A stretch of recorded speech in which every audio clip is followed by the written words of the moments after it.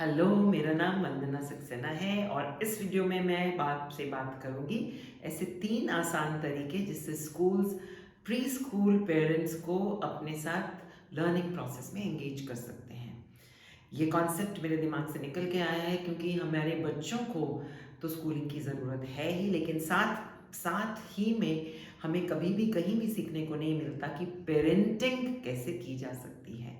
And मैंने अपने experience में देखा है पिछले 30 सालों में as a teacher and a principal that preschool के पेरेंट्स जो हैं अपने बच्चों की पढ़ाई लिखाई में बहुत ही एक्साइटेड होते हैं और वो अपने आप को एंगेज करना चाहते हैं और वो जानना चाहते हैं कि ऐसा हम क्या करेंगे जिससे कि उनको पता चलता रहे कि उनके बच्चे किस तरह सीख रहे हैं और वो कैसे उनकी मदद कर सकते हैं।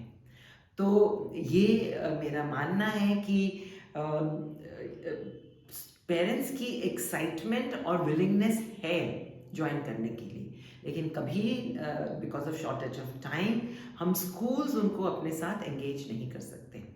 तो सिंपल फॉर्मूला है, अगर हमने पेरेंट एंगेजमेंट या को इम्प्रूव करना है तो we have to evolve simple doable things.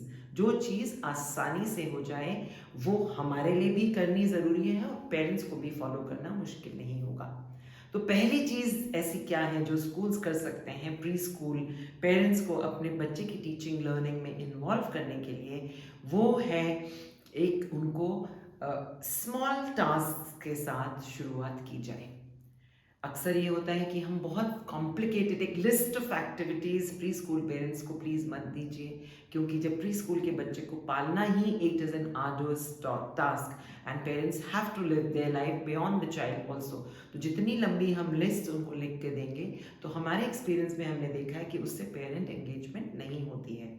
तो करना क्या है, जैसे कि हम शुरुआत करते हैं कि 1 महीने में शुरू में उनसे कहिए 15 से 18 वर्कशीट्स जो बच्चा स्कूल से घर लेके आएगा उसको आपने बाइंड करके अपने बच्चे का पोर्टफोलियो या एक फोल्डर बनाना है। इससे आप समझ सकते हैं कि अपने ही बच्चे का पोर्टफोलियो या फोल्डर बनाने की फ्रीडम जब पेरेंट्स को मिलेगी, they will go that extra mile to create something unique and something very beautiful, because वो उनके अपने बच्चे का है। ये टास्क जो है बहुत ही आसान है जिससे पेरेंट्स बड़ी खुशी से और जल्दी से ही एंगेज हो जाते हैं।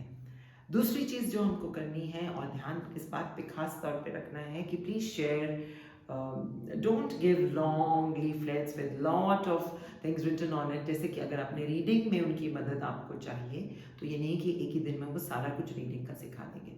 इंस्ट्रक्शंस जो जाएंगी, ध्यान रहे कंटेंट 3 लाइनों से ज़्यादा रिटन में ना हो। उससे बेहतर कोई प्रॉम्प्ट्स आपने ऐड करना है तो उसमें आप पिक्चर्स डाल दीजिए। Shorter the better, one concept at a time. When the parent finds a leaflet or an instructional material which is easy to follow and interesting to follow and visually attractive, automatically the parent will be excited to engage with the child's learning and carry it through. छोटे छोटे step से बड़ी बड़ी चीज़ें खुद ब खुद बनकर चली आती हैं। एक प्री स्कूल में हैंड्स ऑन एक्टिविटीज़ पे बहुत फोकस किया जाता है।